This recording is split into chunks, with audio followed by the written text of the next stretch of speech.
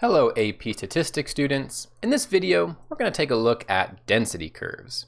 So our objective is we're going to use density curves to describe distributions of data. The two we're going to look at right now are the uniform density curve and the normal density curve. The more important one definitely being the normal density curve. We're going to use this all year long. So density curves in general, what are they? So we're going back to Mr. Tabor's first stats test.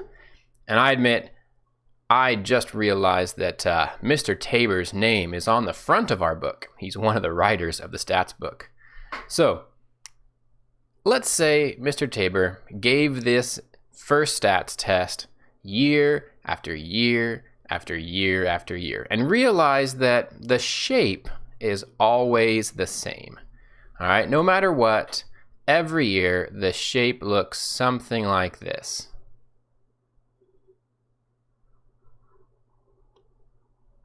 Something like that. And so after a while, Mr. Tabor doesn't really need to do the dot plot anymore. He knows exactly what this distribution is going to look like, and he could make an equation using some fancy algebra, maybe some calculus, to make a graph that looks just like this. Then he wouldn't need the dot plot anymore. He could just use this, what would be then a density curve, to describe his data now and forevermore. And so when we get these patterns of distributions, we can turn them, instead of from a histogram or a dot plot, we can turn them into a curve that describes the distribution. So that's kind of what a density curve is. Now, there isn't one for Mr. Tabor's first math test, no. But there are some for other types of distributions. The first one is the uniform density function. So it is just a density function that is a straight line, completely uniform. So here's our example of that. Selena works in the Denver International Airport. The airport has just opened up a new walkway that will let her get to her workstation in 4 minutes. See how I did the exclamation point right there? Is this better than her current route? Thankfully, for the last 1,000 days, she has been tracking how long this journey takes her with a dot plot. Well, isn't that convenient? I hope you're all doing that for when you go places for the past 1,000 days. So here's the dot plot. There are apparently 1,000 dots there. And we can see that that basically takes the shape of a rectangle. And so what we can do is we can take this distribution and estimate it with what's called a density curve like this, essentially simplifying it. Now, no density curve is ever going to be perfect to the real world, but they make great estimations. It doesn't have to be perfect. It just has to be good enough. So we turn this into a density curve over here. So as you can see, the x-axis is the same. But how do we figure out how tall to make this? Well, the first thing about a density curve, it has to all equal up to 100%. It has to incorporate all our data. So a density curve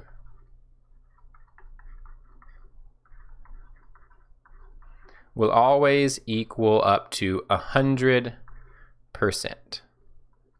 And that's how they figured out that this curve has to be 1/3 tall. That's how high this curve has to be.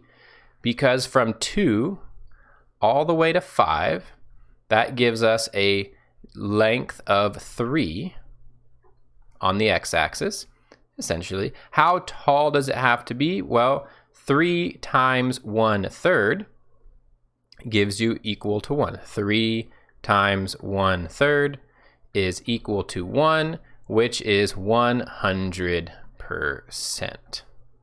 Okay? Now, what does this give us then? Well, we start to talk about the area under the curve. And I saw all my previous calculus students squirm right now. Yes, this should look familiar to you. The area under the curve is essentially, depending on which direction you go, how many people there are, much kind of like a percentile.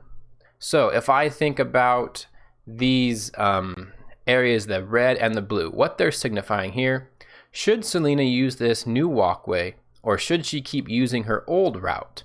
Use the uniform density function to justify your answer. Well, she wants to beat 4 minutes, right? So she gets 4 minutes in this new route. Does her old route do better than that or worse than that? So what percentage of her journeys to work were actually faster than 4 minutes? Well, all of these here were all faster than 4 minutes. So how many of that is out of the total? Well, we simply find the area. So length times width.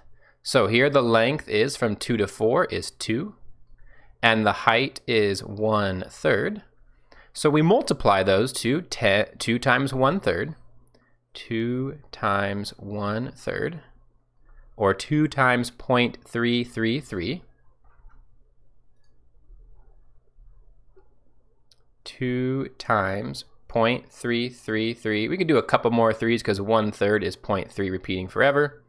And we get 0.666. So we can go 0.67 is how we usually take that to mean 0.67. So that is 67% of our data, or 67% of the time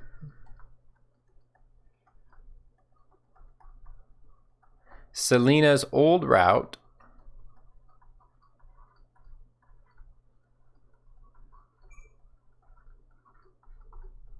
would be faster than the new one.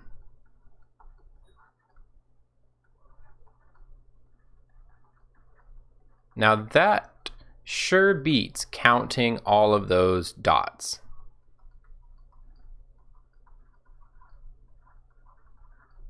Because we could have counted all of these red dots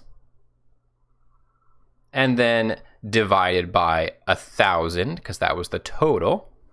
And that would have also given us something pretty close to 67%, but it's much easier to turn that into a density function. And once we have this model, we can then find the area very easily, and that is the percent that is in that space from 2 to 4 minutes. All right, let's do one more of those real quick to see if we can kind of understand this. So suppose you use a calculator or computer random number generator to produce a number between 0 and 2. So they got examples there. The random number generator will spread its output uniformly, so we are using a uniform density function, across the entire interval from 0 to 2, as we allow it to generate a long sequence of random numbers. So first, draw a density curve to model this distribution of random numbers. Be sure to include scales on both axes. So this is a uniform density function, so it's just a straight line, okay? And we're only going from 0 to 2. Now, how do they get that it was only a half tall? Let's pretend we didn't know that. Well, this entire area, we know, has to equal 100%. So if I'm going from 0 to 2, how high do I have to go to get an entire area of 100%? Well, length times the width, so that's what they do. 2 times whatever height, pretend you don't know that, has to equal 1. Divide both sides by 2, and the height has to equal 1/2. So our height is 1/2, which is what they have. All right, next question. About what percent of the randomly generated numbers will fall between 0.87 and 1.55? So what we do is we put those on our density function. You put 0.87 on there, and 1.55 on there. And the probability that it will happen between those two is the area between those two numbers. And that makes a nice rectangle. We can find the area of that rectangle. Former calculus students, don't worry, we're never actually going to do an integral to find the area under a curve. we can always do it with other means, or we use the calculator to do it for us. So first we need the distance. What is the width? You just subtract those two numbers, which they did right here, times the height, which is 1/2. So they are just doing width times height to find the area of the rectangle, gives you 0.34, which is 34%. All right, estimate the 65th percentile. So remember, a percentile means that 65% of the numbers will be less than this. All right, so we don't know where it is, so they put a random line somewhere. We don't know where this line is. But we do know the area to the left of it, this area right here, has to be 65%. That's what a 65th percentile means. So what we do is we take the length times the width, doesn't really matter which one is which, and it has to equal 0.65. So the width is this x, or x minus 0 as they have it. The length here is the 1/2, and it has to equal 0.65.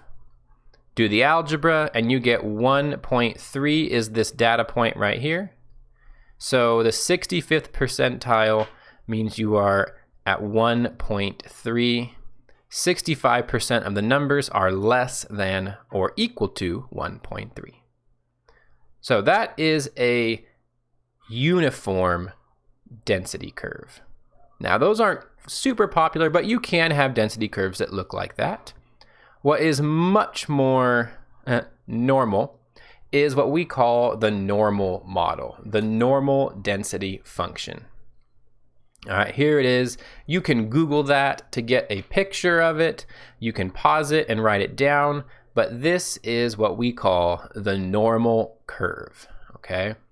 It starts at a nice high peak and tapers down with a nice curve going either direction. And this is what we call, if something is distributed this way, we call it normal, okay? Many things follow a normal distribution model. And so we have made the equation for this. We don't need to know the equation right now, just what some of these percents are. And so the way we measure this, the mean goes in the middle. All right, the average, right in the middle. And then as we climb out from there, our measuring stick going out is by standard deviations. And so here we've got to do some Greek, all right? We are used to saying the mean is x bar and the standard deviation as s sub x. And that is true for samples.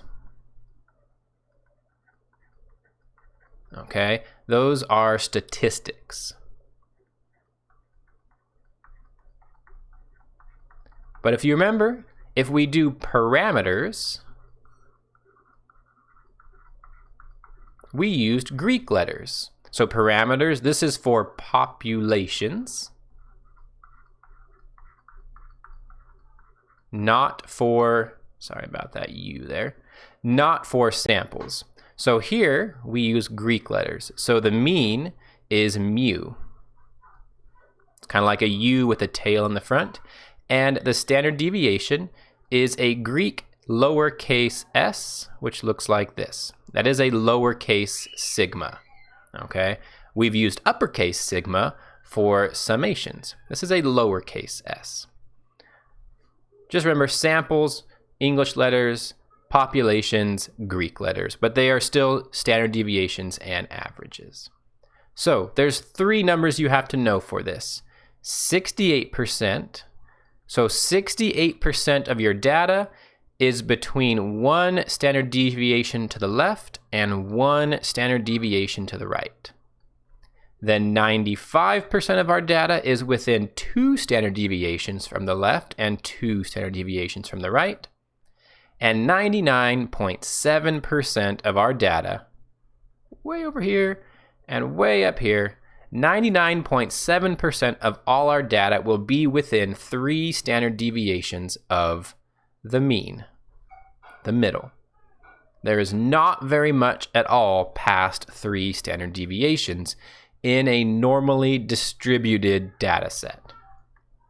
So we're going to draw this a couple of times. You might want to take a picture of that, put it in your notes somewhere, but we are going to be using the 68, 95, 99.7 rule over and over again.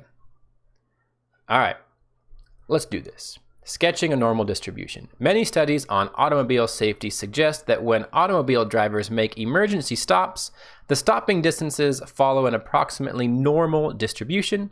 Suppose that for one model of car traveling at 62 miles per hour under typical dry conditions, the mean stopping distance here, mu, is 155 with a standard deviation of 3 feet. Sketch the normal curve that approximates the distribution of the stopping distance, label the mean and the points that are 1, 2, 3 standard deviations from the mean. All right, so let's draw ourselves a normal model here. Nice rough sketch, something like that. It does not have to be perfect. There we go. So here in the center goes our average, our mean of 155. Then we're going to go out 1 standard deviation either way. All right, that is going to be 68% of our data. All right, 68% of our data has to be within these 2 blue lines. And so what I do when I go this way, I add a standard deviation, and to go this way, I subtract a standard deviation. So that is 3 feet. So that will be 158 that direction and 152 that direction. All right, keep going. Let's go 2 standard deviations now.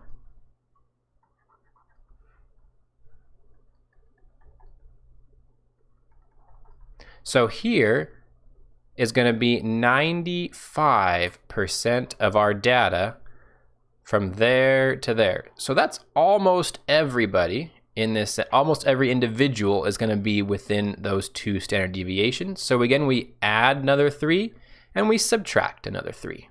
So that is 149 and this is 151. And we do usually go out 3, so I will go 1 more here. It doesn't really matter where you put this number. I'll put it up here, 99.7%. So our third one is right here, and our third one is right here. So all the way to here, and all the way to there. 99.7% of our data will be there. Add 3 here, and you get 154. Subtract 3, and you get 146. Okay, so there is our normal model for the braking distance of this certain automobile under ideal conditions. So now that we've got the normal model drawn and we have all our numbers in it, time to do some math. About what percent of cars would take more than 158 feet to make an emergency stop?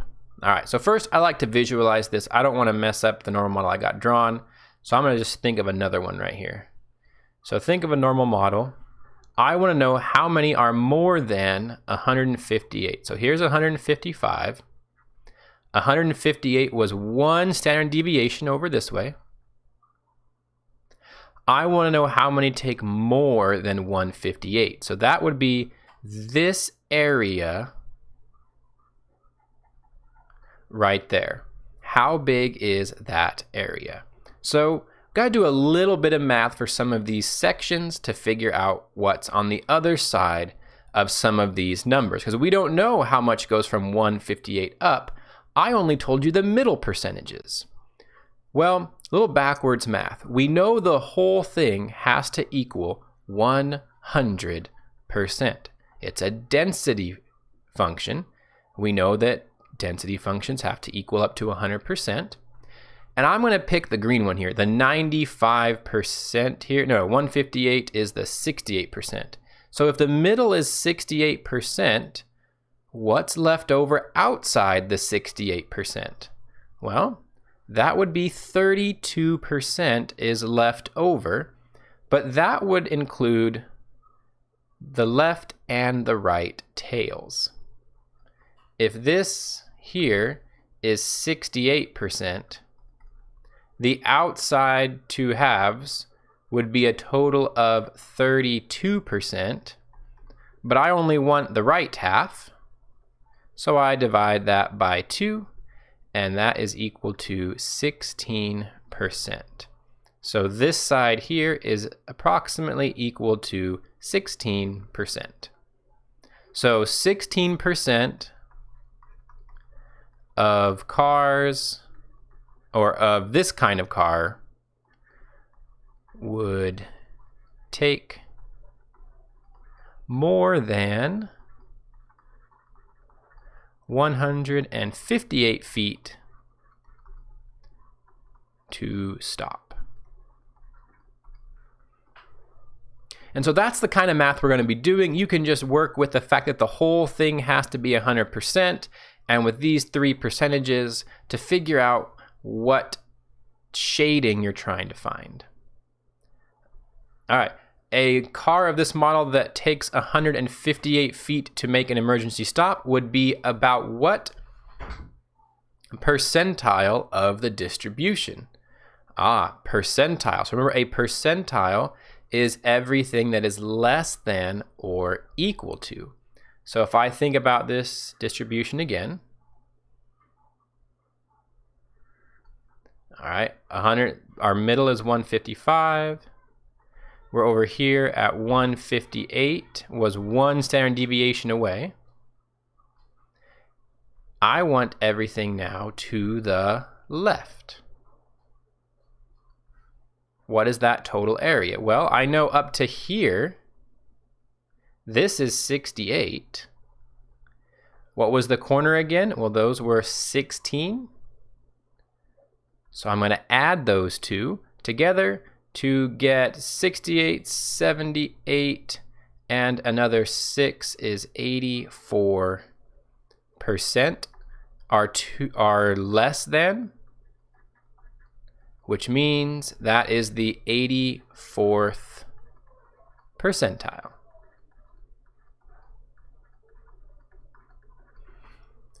Now, I know I didn't use all the numbers, but the math is very much the same. So if I look at the 95%, how big do the tails have to be outside the 95%? Well, to add up to 100, you need another 5%. And if you cut that in half, that means these little tails from the 95 on are each 2.5%.